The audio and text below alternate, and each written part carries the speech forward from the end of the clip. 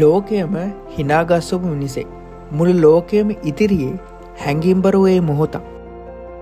සිනමාවේ රජු Charlie Chaplin වසර 20කට පස්සේ නැවතත් ඇමරිකාවට ආපු ඒ අමතක නොවන රාත්‍රී ඔබ දන්නවද? ඒ 1972 වසරේ ඔස්කාර් සම්මාන උළෙලේ එදා චැප්ලින් වේදිකාවට එද්දී එතන හිටපු හැමෝම අසුන් වලින් නැගිටලා ඔහුට ගෞරවය කරා.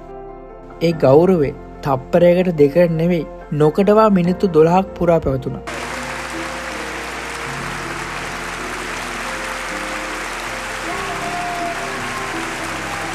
මේ ඔස්කාර් ඉතිහාසයේ පුද්ගලයෙකුට ලැබුණු දීර්ඝතම උත්තමාචාර්ය විදියට අදටත් වාර්තා අතර තියෙනවා.